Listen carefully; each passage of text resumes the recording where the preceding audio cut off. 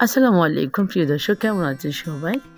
আশা করি ভালো আছেন। আলহামদুলিল্লাহ আমি ভালো আছি।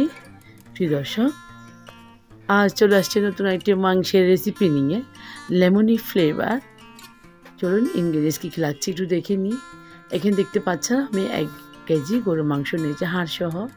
মরিচের গুঁড়া, হলুদের গুঁড়া, লবণ, কাঁচামরিচ, শাহি গরম মশলা, পেঁপে বাটা, আদা রসুন বাটা, পেঁয়াজ বাটা সব নিয়ে নিয়েছি। 1 টেবিল চামচ করে দিয়েছি সবগুলি। এখন দিচ্ছি সরিষার তেল।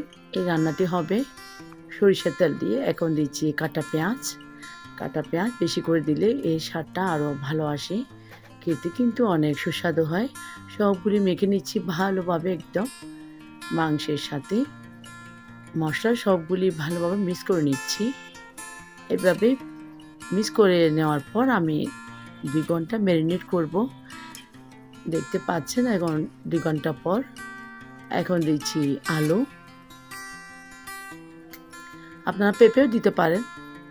এখন চুলা মিডিয়াম তাপে আমি রান্না করে নিচ্ছি। দেখিয়ে দিচ্ছি 30 মিনিটের জন্য মাঝে মাঝে আমি নাড়াচাড়া করে নিয়েছি যাতে পুড়ে না যায়। এখন দেখতে পাচ্ছেন ঢাকনা তোলার পর অনেকটা কষা কষা হয়েছে।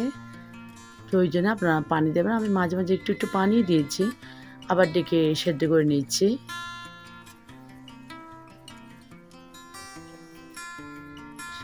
সেদ্ধ প্রায় হয়ে গেছে। এখন দিয়ে দিচ্ছি লেবু পাতা এবং লেমন গ্রাস, দুটি ফ্লেভার 2 রকম।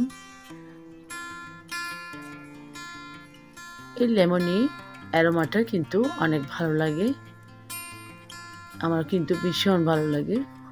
হয়ে গেছে এখন রান্না প্রায় শেষের দিকে। মিডিয়াম তাপে বসিয়ে রেখেছি যাতে আর একটু সেদ্ধ হয়, জুসি হয় মাংসটি। দেখতে পাচ্ছেন আমার শেষ পর্যন্ত আমার রান্নাটি হয়ে গেল। এখন গরম ভাত দিয়ে পরিবেশন করব, নান, পরোটা দিয়ে এবং চালের রুটি দিয়ে খেতে কিন্তু দুর্দান্ত লাগে। আপনারা বাসায় ট্রাই করবেন এবং খেয়ে দেখবেন, তখন বুঝতে পারবেন আসলে এই রেসিপিটি মজার কিনা।